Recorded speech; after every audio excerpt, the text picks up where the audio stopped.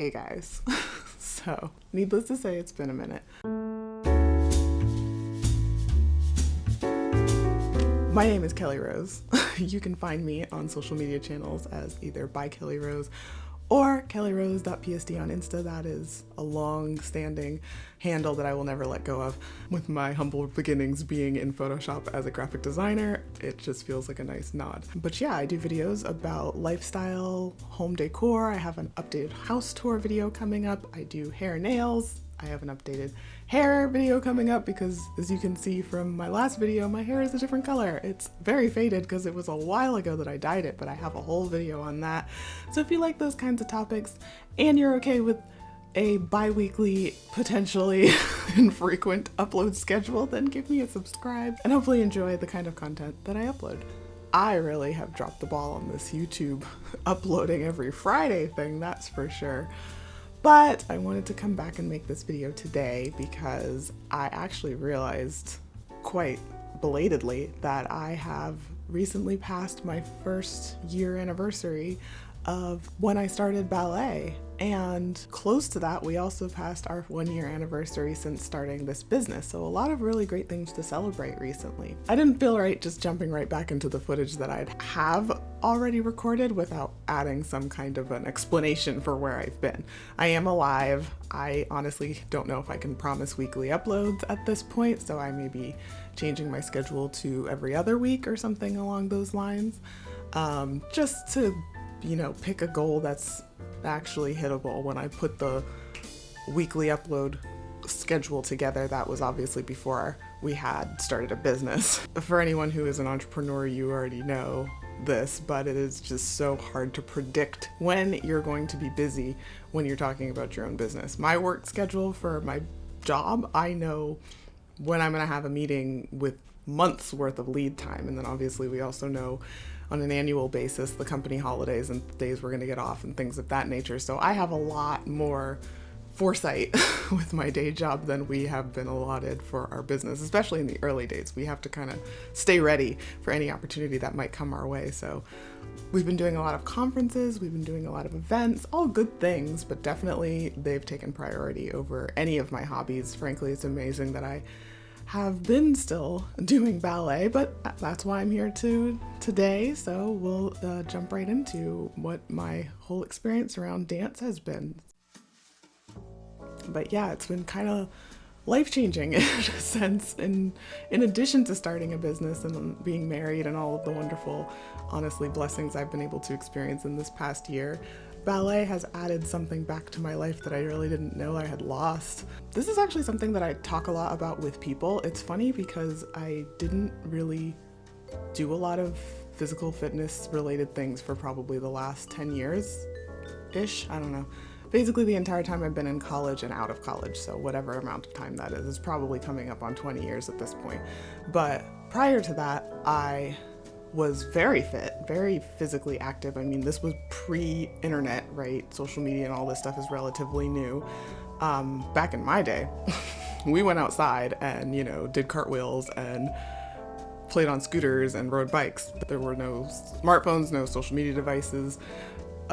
You had your house computer if you were lucky, and this was also probably around the time of dial-up, so a lot of my friends, it was the get off the computer because I need to take a phone call kind of lifestyle. So it was not this thing you spent every waking moment of your day engaging with the way that it is now, which I'm not trying to be disparaging, I'm just trying to paint a picture for you here. I was very physically active as a kid. I was on swim team pretty much every summer, swam from, lessons, mommy and me in the pool as a little infant child, all the way up to junior varsity in high school.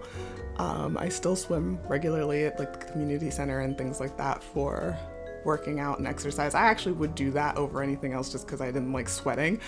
So it was nice. It's just so hard to keep up with the hair and everything, but it's a great activity for mobility and just general everything. I love swimming. So that was one of my major things. And then the other thing that I did was dance. I danced for 12 years.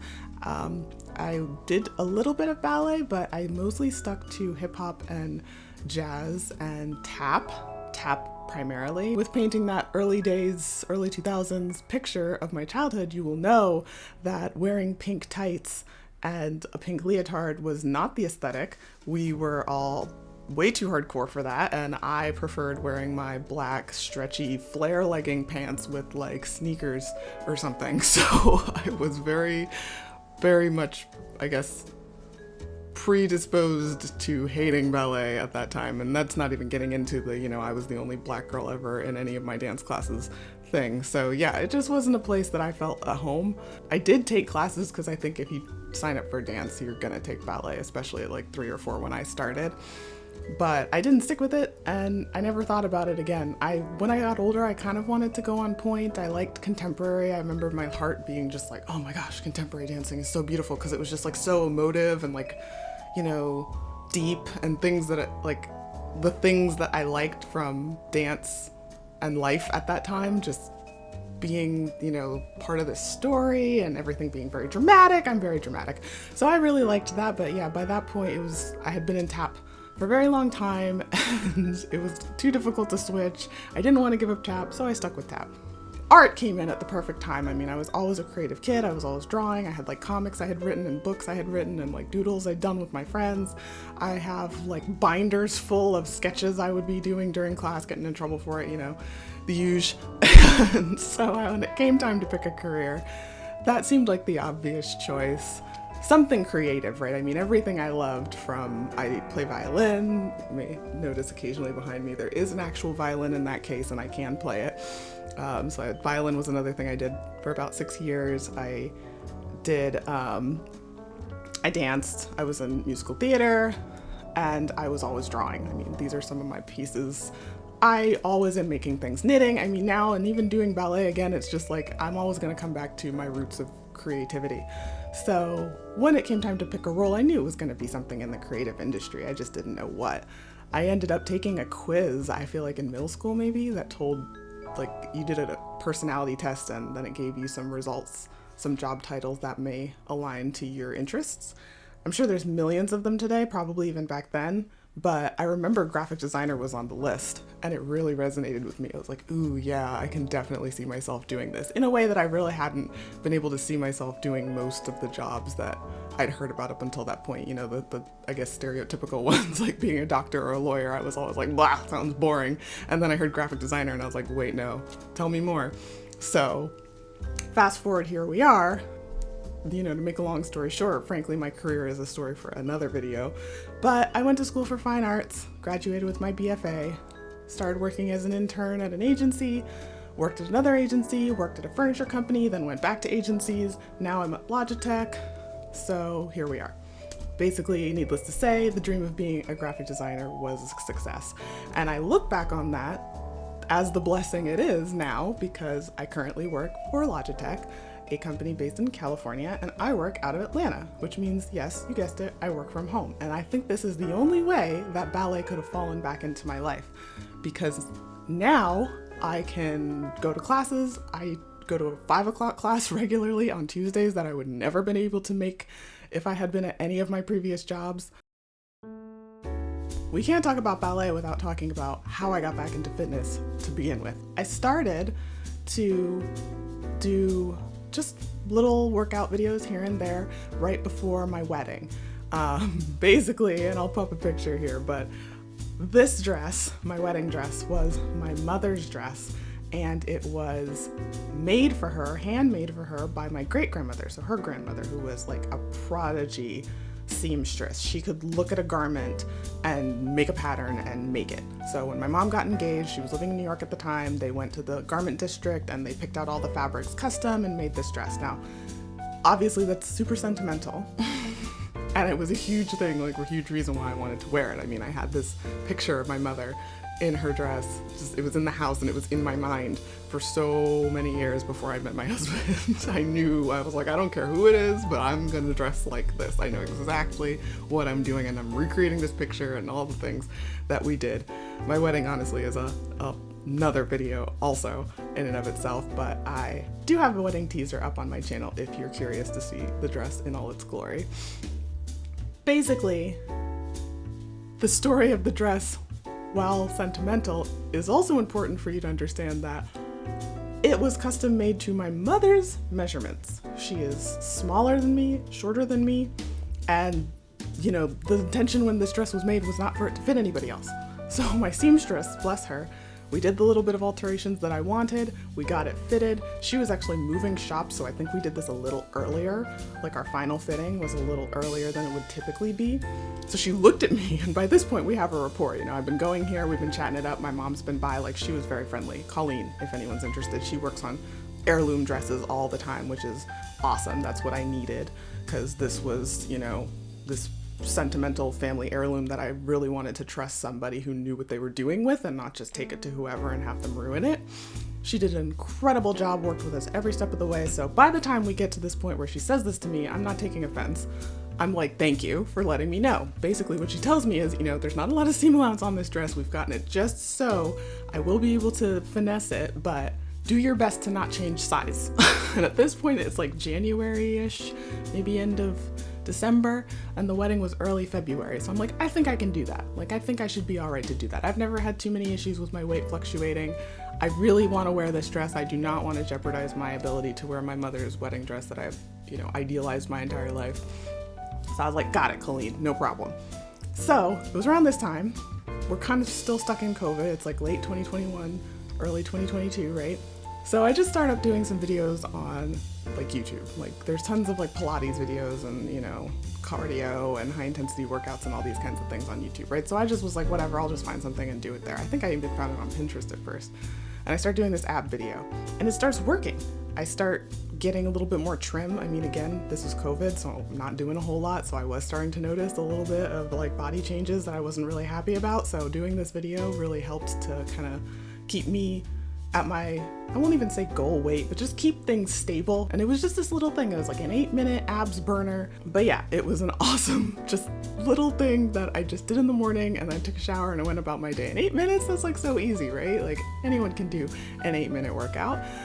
So I really enjoyed it and I kept doing it, and I did it daily. It was like a 30-day challenge, and I just did it like the whole 90 days, like, or whatever it was leading up to the wedding. So when it came to wedding time, I'm happy to say I had stayed within, you know, I think I actually lost a little bit of weight, but it wasn't too much that we had to alter the dress, which was my goal. So very happy about that. Needless to say, after the wedding, I kind of fell off of working out again. It was kind of, okay, we're back to life as normal. I don't really have a goal in mind. I'd like to stay fit and healthy and kind of in control of my weight and things, but I don't really have like a deadline by which I need to do anything anymore. So yeah, as you can imagine, it kind of fell away until later that year. We both got COVID, me and my husband, and we're stuck in the house, and I'm bored out of my mind because this was actually the second time I had gotten COVID, and it was like a mild bout of seasonal allergies. It was just nothing. So I was just stuck in the house quarantining, and I felt fine. And at this point, I'm scrolling on Instagram, you know, just doom scrolling, bored, like I said. And I see a dancer just dancing on point, a ballet dancer, professional, because I saw this picture of this chick dancing and I think, okay, could I? You know, just like planted the seed, like, is it possible?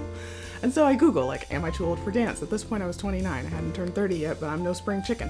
So I'm looking it up, and this Reddit thread comes up for the ballet subreddit, r/ballet, and the first thing pinned there is, am I too blank for ballet? Because, I mean, surprise, surprise, everybody asks this question. It's like, if you're not 4 years old, you just think, oh, it's too late for me. It's kind of weird, and it gets in your head. You'll think, like, I just thought, right? My whole life I danced. I probably had met people who started later, but I was just conditioned, and I was like, oh yeah, there's no way. It's impossible. I didn't even think about it. And then I was just like, but wait though. Like, I was willing to write it off, but then I was like, and I looked it up, and no.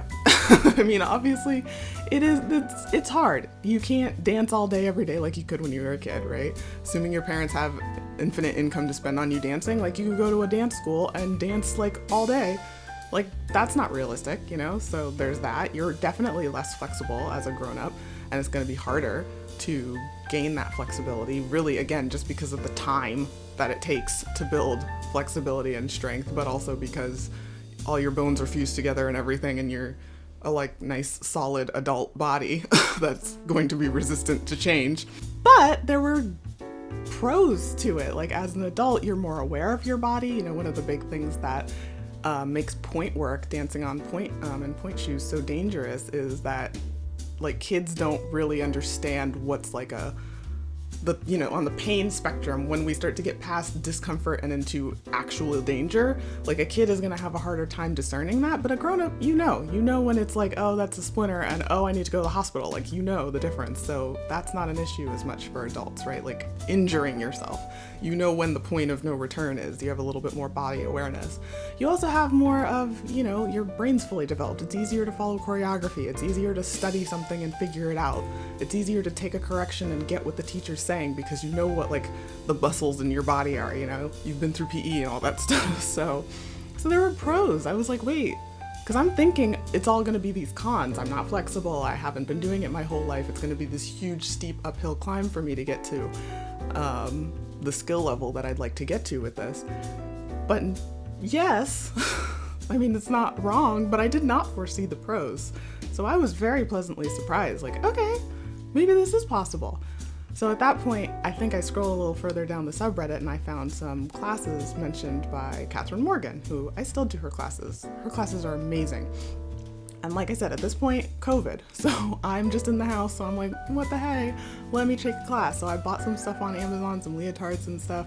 Frankly, fell in love. I mean, at this point, we're in the, millennial pink era of life, right? So all of the ballet aesthetic of the leg warmers and the tights and the leotards and the skirts is fully up my alley in a way that it was not in the early 2000s when I was like deep in my grunge era. So I was very excited to get all kitted out with all of the things. Even as a 29-year-old woman, I'm like putting on my little ballet flats, just stoked. My first couple times doing ballet, I was just thrilled.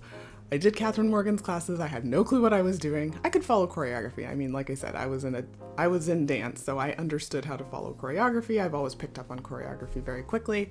But I didn't really know the technique inherently, because I wasn't doing it for very long and my body wasn't conditioned to withstand the intensity that is ballet. So that's where the workout piece of it really comes from. I started to do ballet. I loved it, but of course, there came a point where I wanted to see more improvement in my skill set and my technique, and that turned me to cross-training. So I started going to in-person classes as soon as I was clear of my quarantine. I picked up some adult open classes at Atlanta Ballet. I actually have been going to the exact same class for a year, which is like, I made friends with the teachers and the other students in class and everything. It's awesome. But I go to the Atlanta Ballet's open classes. They have a ton of classes. I go to the Saturday, and then there's a teacher that used to teach there that's moved to another studio, so I also sometimes go to her class there.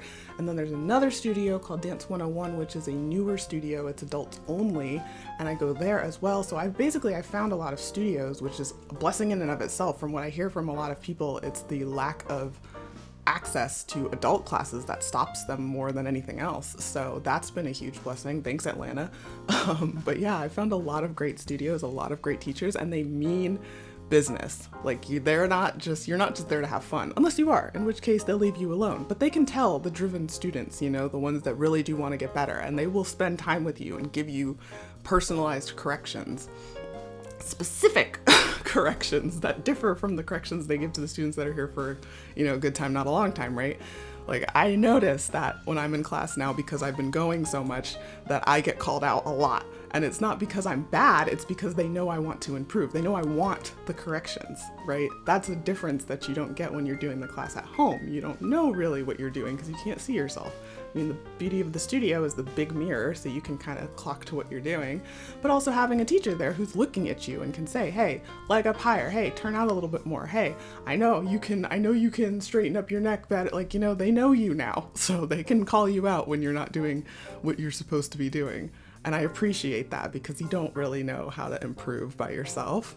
So it's been great, and I've been doing that, and that was really where, seeing that the teachers believed in me, seeing myself improve week over week, I was like, I can actually seriously get good at this if I really put my mind to it. So something else that came out of it that I did not expect is the other workout portion of it. Remember, this girl that had started dancing when she was younger, she danced, I did lots of things, basketball, swam, musical theater, but I was very much like a, if it's fun, I'll do it sort of fitness person. I never went to the gym. I never went running. I hated jogging. I hated gym class. I hated all that stuff. But I loved rollerblading or biking or swimming. Like, I liked activities that required fitness, but I didn't like fitness for its own sake. So I'm rejoining ballet at 29 and still in this headspace of like, the gym? What? I'd rather be in a dance class. You know, there's even t-shirts like that. Like, don't tell me to go to the gym. My gym is the dance studio. And I fully drank the Kool-Aid for a long time, but then I realized like, hey, Kelly, you're 30. You know, you cannot go to enough dance classes to actually improve. Well, not actually improve, you will improve, but to improve at the rate you want to improve at, right? It's recommended, fun fact, if you are coming away from this video thinking, I want to start ballet, and you're actually serious, the recommendation is at least 3 classes a week. Ballet is a very unnatural type of movement for your body, so you kind of just have to like make it muscle memory if you want to get good at it. If you go once a week, which is what I did when I was starting out, which was fine, it was fun, it was great, I was enjoying myself. But that's when I started to hit that frustration. It's like you hit a wall where you come back and you have to like relearn how to do a tendu all over again every week. And it's just like, I don't know how I'm gonna get to a pas de cheval if I can't even do a tendu. So the consistency is really what starts to ingrain those basic building blocks in your body that you're gonna need for the more advanced work. So I started taking 3 classes a week. I currently do 2 classes a week and 1 at home. Kathryn Morgan has made her return into my life. But I started taking 3 classes a week consistently, and I started cross training. And that's why I mentioned the fitness, like set all this up as a fitness journey, because it's been wildly fun. I get to go now, like truly I can mark before and after I started cross training. I was going to the gym with my friend already. We would walk on the treadmills and just like chat. It was like our kiki time. We would be like, oh my gosh, let's meet up at the gym. I've got to tell you about work. And we would walk on the treadmills and talk. So not a hardcore workout, but their gym, it's a Planet Fitness. It was a big gym, big conglomeration of gyms, you know, and they have the weight machines, they have the squat racks, they have all this stuff. So I'm like looking every now and again, we go over, I'm looking over there like, that looks kind of interesting. I wonder what that's about. And I offhandedly mention it to her, like, oh, I'm kind of interested in maybe strength training one day. I mean, I'm already at the gym, I may as well. Honestly, I should have prefaced this section by saying that what drove me to really looking deeply into strength training was that I injured my hip. So we're doing a center combination in one of my classes, and I do a grand jeté jump. And you're really just supposed to go to your limit. That's a split jump, FYI. So it's your legs splitting apart. One your leg's going out here, the other leg's going out behind you. So yeah, anyway, like I said, not flexible. I don't have my splits. So I'm doing this jump and I'm not really thinking about it. And I don't know what I did, but I landed weird and my hip had been bothering me ever since. I remembered exactly when it happened and how it felt. It was fine. I got through the rest of class, but it was like later, it was really stiff.